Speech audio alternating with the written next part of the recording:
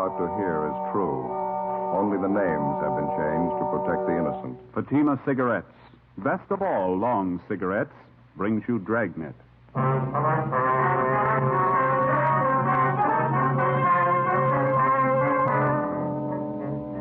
You're a detective sergeant. You're assigned to robbery detail. A middle-aged businessman in your city is robbed and beaten senseless. The hold-up men escape. The victim refuses to report the crime. Your job? Investigate.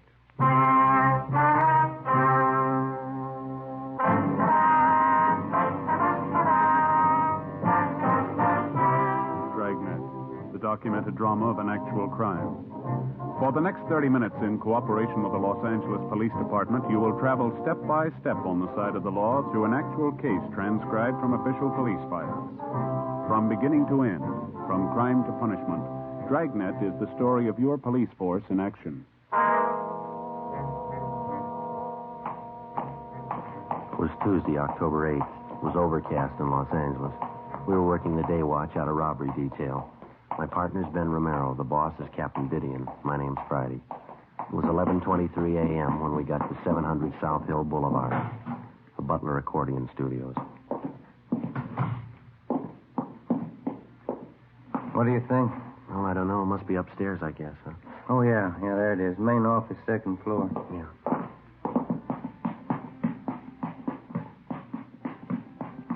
Who is that, Joe? What? That portrait up there on the wall.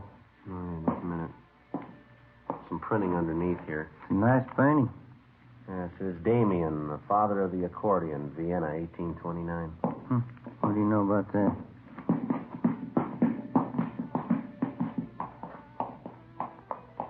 Must be it down there, huh? Yeah. Want to try it? Yeah. Yes, sir. Are you Louis Butler? Yeah, that's right. And can I help you? Police officers, Mr. Butler. I'd like to talk to you for a minute. Is your name Friday? Yes, sir, that's right. This is my partner, Sergeant Romero. How do you do? I'm sorry, Sergeant. I told you on the phone. I just don't want to talk about it. We'd appreciate it if we could have your cooperation. It's a pretty important matter. Well, I'm the only one concerned in it as far as I can see. I just as soon forget the whole thing. Besides, I got a pretty busy day ahead of me. Well, we'd like to straighten you out, Mr. Butler. It concerns a lot more people than just yourself. Now, we're not going to take much of your time, just a few questions, that's all. I told you on the phone, Sergeant. I don't want to talk about it. Can't you just forget about the whole thing? It's only going to take a few minutes, sir. All right. Come in if you want. Thank you. Thank you. Place is in kind of a mess. Wife's away to mother's. Oh, you can sit down if you want. Oh, thanks. Thank you very much. All right, Pepper. I'll feed you. Just a minute. It's a nice cat you got there. Siamese? A little bit, yeah. It's my wife's. Don't care too much for cats myself. All right, Pepper. Now, wait a minute. Get your nose out of here. There you go, Pepper. That ought to hold you for a while. Look at that, Joe. Sure goes for that milk, huh? Yeah, it sure does. You're going to have to make it fast, Sergeant. I got an appointment for lunch downtown. All right, sir. I'd just like to have you elaborate on what Dr. Hart told us. Is he your family doctor, by the way? Yeah, that's right. He had no business calling you in the first place. I told him I didn't want it to get out. What did he tell you? He said you came to him for treatment night before last, and you told him you had been beaten up and robbed. He treated you for cuts and bruises about the face and head. No, it was nothing. It didn't amount to anything. Well, was there actually a robbery, Mr. Butler? Believe me, Sergeant, it didn't amount to anything. I don't even want to go into it. How much did the robbery involve? Money, I mean. I'd rather not say. I don't want any fuss made about it. That's why I didn't report it. Just isn't worth it to me. We understand the hold-up men took more than $800 from you. Wouldn't you like to get that money back? I don't want to be nasty about this thing, but I was the one who was held up. Now, if I don't want to press the case, I don't see why anyone else should worry about it. It was my money. How about the beating that thieves gave you? It's nothing serious. It's like I told you on the phone. I want to forget about the whole thing. Well, it must have involved more than just a few scratches from the looks of you, and the doctor had to treat you. Take my word for it, please. I'm all right. I don't want to press charges. Appreciate it if you'd give us some kind of an explanation, Mr. Butler. Why? I don't want to bother, that's all. There's nothing to explain. Well, you'll have to admit that this is a little unusual. Somebody beats you up, slugs you, takes $800 from you, and you don't want to do anything about it? You're going to have to excuse me a minute. I have one of my accordion students down the hall in the practice room. Almost time for him to go. I have to give him his lesson for next week. All right, sure, go right ahead. It'll only be a minute.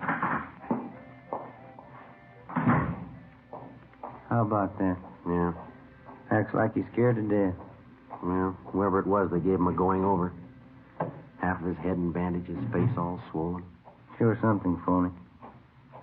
Well, he's not going to be much help unless we can talk him into a crime report. Huh? Somebody's got to him. I'll bet on it. Oh, hi there, Kitty. Hi, Kitty. I've been thinking it over, officers. Sorry I had to come out here, go to all this trouble, but I just as soon forget the whole thing. I don't even want to talk about it if you don't mind. We don't mean to high pressure you, Butler, but we'd like some kind of an explanation. Well, can't you understand? I just don't want to make a big fuss about it. I'd like to have you go along with my feelings in the matter. It's my affair, isn't it? No, sir, it's ours, too. Half a dozen people like yourself have been beaten up and robbed in this neighborhood, all in the last 5 weeks. Now, if we can find the thieves, we can put a stop to it. We can make sure the same thing doesn't happen to your neighbors. Well, they're going to have to look out for themselves. I'm not getting tied up in a big investigation. The neighbors don't worry about me. Afraid it goes a little further than that. What? You've been beaten up and robbed once. How do you know it isn't going to happen again? Well, it's not, that's all. I'll make sure it doesn't. How? What's going to stop the same thieves from knocking you over again? Look, if it's all the same to you, I want to forget about this. I'm going to have to be running along. It's getting late. No, there's just one more thing, Butler. When the doctor was treating you the other night, this Dr. Hart, he says you told him that you knew who the hold-up men were now. Is that right? No, he got it all mixed up. I didn't mean it that way. How did you mean it? I'm in a funny position. I just can't explain, that's all. I can't take the chance. Did the hold-up men threaten you? I can't talk about it. Give me a break, please. You're making a mistake, mister. Play ball with those thieves and they'll ruin you. It's not only me, it's my family, too. I'm not going to take the chance. If they threatened you and your family, you're taking more of a chance keeping quiet about it. They'll bleed you white. Blackmail, robbery, anything you can think of. Now, this has happened before. Can't you see the spot I'm in? I know who they are. I know what they can do. I got a wife to think about. Would you put your family in that position? You're buying protection from a couple of hoods. Now, figure it out. How much is it worth? How far can you trust them? If you pick them up, they'll know I told you. I don't want anything to happen. Can't you see that I haven't any choice? What else can I do? Help us put the thieves where they belong. You'll have all the protection you need till they're locked up. It's a big order. I don't know. You and your wife will be under 24-hour guard. Now, that's a promise. How long would that have to go on? Long enough to bring them to trial and convict them? Now, how about it? They warned me about telling the police. They said they'd get both of us if I did, me and my wife. Now, they meant it, too. They'd get us. What can you do about it? Get them first. After another hour of talking, we finally persuaded the robbery victim, Louis Butler, to come downtown with us. He dictated a full statement about the holdup and filed a crime report. He told us he'd been robbed and slugged late at night a few blocks from his music studio. $820 had been taken from him by two bandits, both of whom were armed, both of whom he recognized. He said one of the men was a Marvin Carter, a former bartender at a neighborhood tavern. The other was Ralph Quincy, a merchant seaman. We went across the street and met with Deputy District Attorney Fred Henderson. The next day, the case was presented to the grand jury and a true bill was returned. The two suspects, Marvin Carter and Ralph Quincy, were indicted on one count of armed robbery. That afternoon, both of them were booked at the main jail and then released after posting a required bail of $10,000. 4:30 p.m. Ben and I went back to the office and met with Captain Didion. How are you making out on it? Pretty fair shape, Skipper. The arraignment's set for 2 weeks from Thursday. How about protection for the victim? Well, it's all set up. Butler and his wife are under 24-hour guard. 3 teams of men on it. There's 2 thieves getting out on bail. It's not going to make it any easier. Who are you working with from the DA's office? Henderson. Seems to think we've got enough to convict both men. What makes him so sure? Well, for one thing, we got a line on a couple of good witnesses to the holdup. Excuse me. Robbery, Didion. Yeah, Mike. No, I'll check it before I leave. Right. What was that about witness? A man by the name of Bartlett runs a drugstore. He and his son were in the neighborhood when Louis Butler was held up. They're supposed to have spotted the 2 thieves running from the scene. Have you talked to him yet? Just over the phone. We've got an appointment with them at 6 o'clock tonight. Take their statements. I guess I don't have to tell you. Stay as close to this thing as you can. If we miss this time, we may not get another chance. You know as well as anyone how tough it's been reaching these thieves. Yeah. Well, we wouldn't be this far along if Butler didn't decide to cooperate and file charges. I wish I knew how many victims there are in this thing just like Butler. People we don't even know about, so scared they don't dare file charges. Guess there's a dozen of them anyway. I can't figure. People hire a police force on salary to protect them and their property, then they turn around and try to make a deal with a bunch of hoods, buy them off. How far have you gotten on the hold-up gang? Well, how do you mean? The 2 men you've got tabbed, Carter and Quincy. Anyone else working with them? Possible, not sure yet. Both Carter and Quincy have juvenile records. That's about it. We're still checking on them. Robbery, Didion? Yeah, Tom. That's right. No, I'll tell them. They're here with me now. Right, thank you. It started already. How's that? The victim, Louis Butler, he got a phone call at his house a few minutes ago. Yeah? Figured it was one of the hold-up gang. They gave Butler a choice. What'd they say? Either he drops the charges or they'll kill him. 5:30 p.m. Captain Didion issued orders that the two suspects in the case, Marvin Carter and Ralph Quincy, be placed under 24-hour surveillance. An additional team of men was assigned to guard Louis Butler. Each officer was carefully instructed to take all possible precautions to prevent the robbery victim and his wife from being harmed in any way. 6 p.m. Ben and I met with the two witnesses to the holdup, a drugstore proprietor, Sam Bartlett, and his teenage son, Harold. They told us that they'd been in the immediate vicinity the night Butler was robbed and that they'd gotten a good look at the two gunmen as they ran from the scene of the holdup. Bartlett and his son, Harold, identified the suspects as Marvin Carter and Ralph Quincy. Statements were taken, and both witnesses were warned to maintain absolute secrecy about their part in the case. Next day, we made arrangements to have the druggist and his son subpoenaed for the Superior Court arraignment. 6 days went by. Thursday, October 17th, 8 a.m. We checked in the office and found the message waiting for us. What is it, Joe? The druggist's son, Harold Bartlett. What about him? Found him in an alley, 3 o'clock this morning. What? Yeah, slugged and beaten.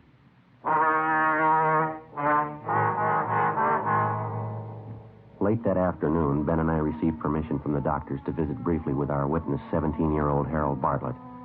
His injuries were painful but not critical. The beating he'd received was nothing less than brutal. His left forearm had been broken, and he'd been beaten viciously about the face and chest. He told us that he was on his way home from a neighborhood movie just before midnight when two men jumped him from behind on a deserted street. Well, I drove around some, maybe 5 or 10 minutes. Must have been at least 3 men in the car. Why do you say that? Well, there were two in the back seat with me. Somebody else had to be doing the driving. It had to be a sedan or a club coupe. I guess so, yeah. After we drove around a while, they stopped the car and then they began slugging me. Didn't say a word the whole time, just started slugging me. I asked them why, and just kept slugging me. I see. At first, I think they were hitting me with their fists. And it felt like something a lot harder. A piece of iron or metal or something. That's when I grabbed the cloth off of my face and I started to holler. What happened then? Oh, yes, nobody heard me. Nobody came anyway. One of the men swore at me and grabbed my arm. It was something. Sure sore. They didn't say anything to you all this time? No, not till just before they pushed me out of the car. It seemed like I was at that car for hours. When they started to talk to you, Harry, what'd they say? It was about that robbery my father and me saw. The one you talked to us about last week? What'd they say about it? I said, maybe this will help you keep your mouth shut, stay out of other people's business. They said that a couple of times. They said a lot more had happened to Dad and me if we went to the police. If we were witnesses at that trial. You remember if the men called each other by name? No, I don't. I don't remember anyway. Well, son, you remember when we talked to you and your father last week, we told you to say nothing about the case to anyone, didn't we? I remember, Sergeant. I guess it's my fault. Well, did you tell other people that you were a witness in the case? Did you mention it in public? I guess I did, yeah. I didn't think it was that important. I guess I talked about it quite a bit. I'm sorry. It's my fault. Well, that's all right, Harry. If you remember it from now on, it'll save a lot more trouble. I remember, Sergeant. Those two men last night scared me for a while. Guess most of it was talk, huh? How do you mean, son? Well, they were warning me about staying away from the cops. They said they'd kill me and my dad if we were witnesses. They were probably just trying to scare us, huh? They were fooling? Well, you had a sample last night, son. Yeah? Were they fooling?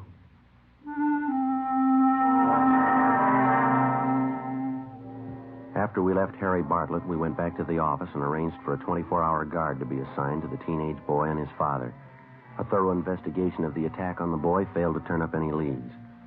On the surface, the two robbery suspects, Carter and Quincy, were not involved. During the week that followed, we heard of no further threats or attacks, either on the victim, Louis Butler, or the witnesses involved in the case. Ben and I worked with Deputy District Attorney Henderson, preparing the case against the two suspects. 2 days before the trial opened in Superior Court, we got an urgent call.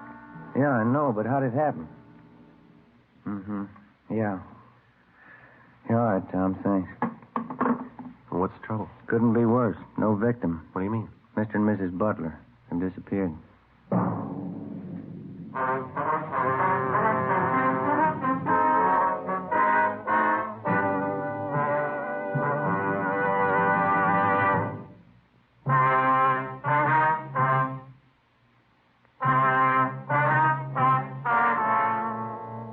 Tuesday, November 5th, 9 a.m. The trial of robbery suspects Marvin Carter and Ralph Quincy opened in Superior Court, Department 88. The complaining witness, Louis Butler, failed to appear. For 2 solid days, we'd been busy checking all of the Butler's friends and relatives in the city. They couldn't help. Each time the Butlers had left their residence, they'd been under surveillance.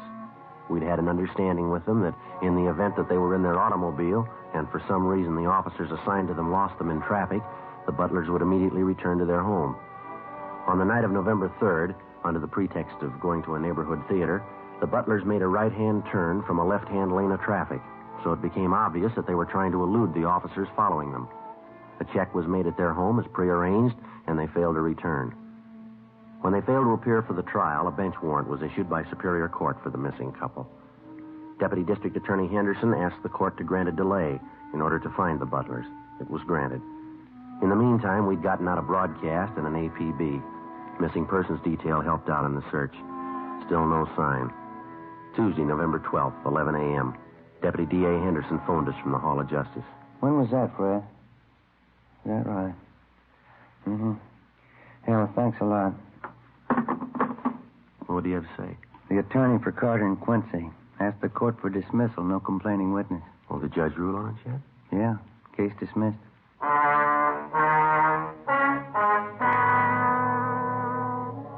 No matter how guilty the two men might have seemed, there was nothing further anyone could do. Without a complaining witness, our case was finished. The two suspects, Carter and Quincy, were released from custody. In a few days, Quincy left town for the east. Carter remained in the city. The search for Mr. and Mrs. Butler went on. No sign of either one of them. December came, and then the Christmas holidays, New Year's. On January 16th, Louis Butler suddenly reappeared back in town and surrendered on the bench warrant. They explained to the judge that because of the numerous threats on their lives just before the trial, they were afraid to appear and that they left the state without telling anyone.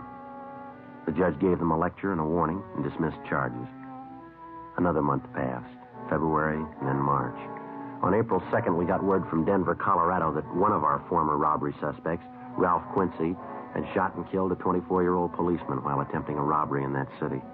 Quincy was tried and convicted of murder and received a life term. In the meantime, we'd heard little or nothing about the other former robbery suspect, Marvin Carter. Another 2 months passed. Spring months wore on into summer. Monday, July 8th, 8 a.m. Friday, Romero, see you a minute. Yes, Skipper? You want to sit down? I got something for you. Yeah. A hold-up victim, man by the name of Sheridan, came in late last night, filed this crime report here. Have a look. Thank you. Let's see, Joe. You can notice there it happened in the same area where we had that rash of hold-ups last fall. Yeah, I see. Victim robbed and beaten. Suspects used the same approach, same M.O., followed it right down the line. Yeah. Victim warned not to contact police. Bodily harm threatened if victim did so. How about the descriptions of the hold-up men here? The victim pretty sure about them? Gaffney handled the report. The victim said he got a good look at one of the thieves. Gaffney gave him a bunch of mug shots to look at. Yeah. Here's the one he picked out of the lot. Oh, thanks. Have a look, Joe. Marvin Carter. As soon as the robbery report had come in, an immediate check had been made of Marvin Carter's last known address, an apartment in the West Pico district. The landlord revealed that the suspect had moved at least 2 months before. We got out a broadcast and an APB on him. Together with Sergeants Gonzalez and Henry, Ben and I started on a systematic check of all of Carter's known friends, relatives, and associates. After that, we started on the places he was known to frequent. Hotels, bars, restaurants. No luck. 2 weeks went by. There were no further reports of robberies where the M.O. of the criminal matched that of Carter's. Tuesday, July 26th, 2 p.m. We got a call from one of our informants, Bertie Simmons, who told us that he might have some information for us. He said it concerned Marvin Carter. He told us he'd meet us at MacArthur Park on the 6th Street side at 2:30 p.m. 2:50 p.m. You'll have to excuse me, Sergeant. Sorry I'm late. I have to move from that other place. Things haven't been going too good for me. That's all right, Bertie. What's the matter? No luck with the horses? Yeah, a lot of luck. It's all bad. If there's a pig in the race, I have to bet on him every time. Getting so I can't even pick him to show anymore. I don't know. What else is new with you, Bertie? No job yet? No, I'm still looking. Been down around some of the joints, South Main, Alameda, keeping an ear to the ground. Mm-hmm. Want a smoke? Yeah, thanks. Don't mind if I do. There you go. Light for you. What have you heard, Bertie? Anything that'll help? That Marvin Carter, you're still looking for him, aren't you? That's right. Any rumble? I heard it last night having a beer downtown. I knew you fellows were in a little bind on the thing. I always like to help you when you're in a bind. Well, what'd you hear, Bert? Carter's still in town, hiding out. Like I say, I always like to help you out when you need it. Mm-hmm. I know what it is to be in a bind. That's when you appreciate help most. I'm kind of in a bind right now. A little short, you know. A couple of dollars, Bert. That's all I have on me. Will that help you out any? Saved my life, Sergeant. Tell you the truth, I didn't know where dinner was coming from tonight. No need telling you, I appreciate it. What was this you heard about Carter? Still in town. There's a place down by Venice, near the beach. Mm-hmm. Carter's been seen there once, twice lately. It's a little seafood joint, beer and clams, down by the beach. Well, now, is that somebody's story, or is it the real thing, The Bert? real thing, Sergeant. You know me better than that. No phony leads from me. Where's Carter supposed to be staying down there, do you know? Well, I do and I don't, I guess. What do you mean? This mooch who told me about Carter last night, he didn't know the address, but he described the place Carter's supposed to be hiding out in. I know the joint he means. But you don't know the address. No, but I can point out the place he means. It's a shack right along the speedway down there, down by the beach. Mm-hmm. You want to run down there with us now? Sure, I'll point it out for you. I'm not going near it, though. Why do you say that? Don't want to mix with it, that's all. I got the word. What do you mean? Carter. Won't be an easy one to take. How do you know? He's got a gun. 2:55 p.m. Along with our informant, Bertie Simmons, Ben and I drove down to the beach town of Venice. Bertie pointed out a brown wooden frame cottage where Carter was supposed to be hiding out. While Bertie waited in the car, Ben and I checked it out. There was nobody at home, but there was plenty of evidence inside the cottage that Carter was living there. I went back down the street to where we'd parked our car. I kept an eye on the cottage while Ben got to a phone to call the office.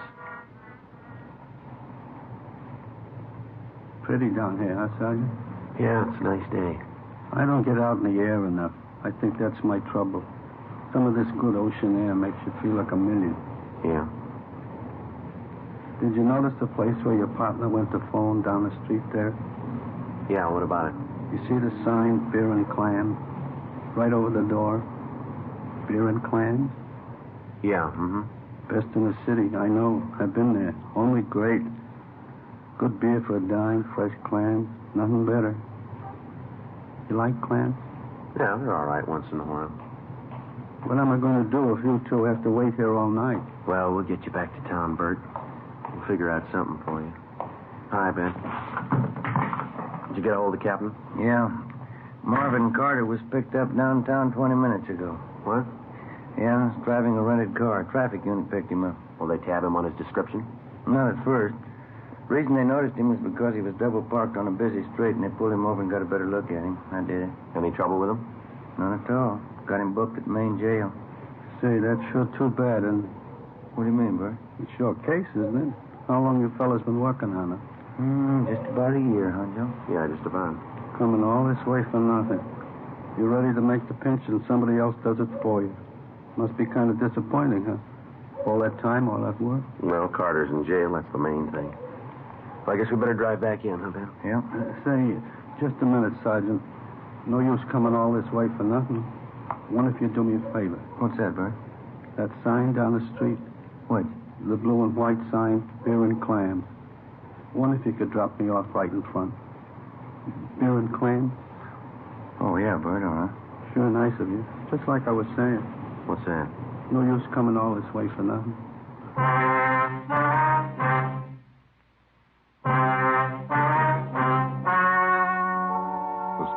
have just heard was true. Only the names were changed to protect the innocent. On October 29th, trial was held in Superior Court, Department 86, City and County of Los Angeles, State of California. In a moment, the results of that trial.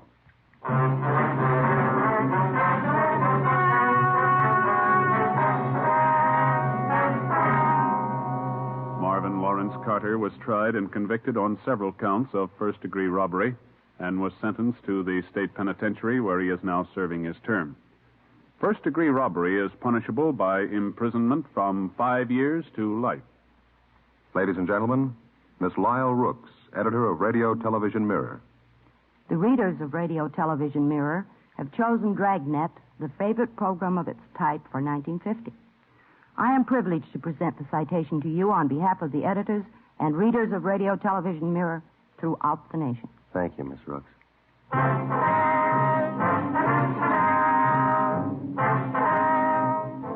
You have just heard Dragnet, a series of authentic cases from official files. Technical advice comes from the Office of Chief of Police W.H. Parker, Los Angeles Police Department. Fatima Cigarettes, best of all long cigarettes, has brought you Dragnet, portions transcribed from Los Angeles. Stay tuned for Counter Spy next over many NBC stations.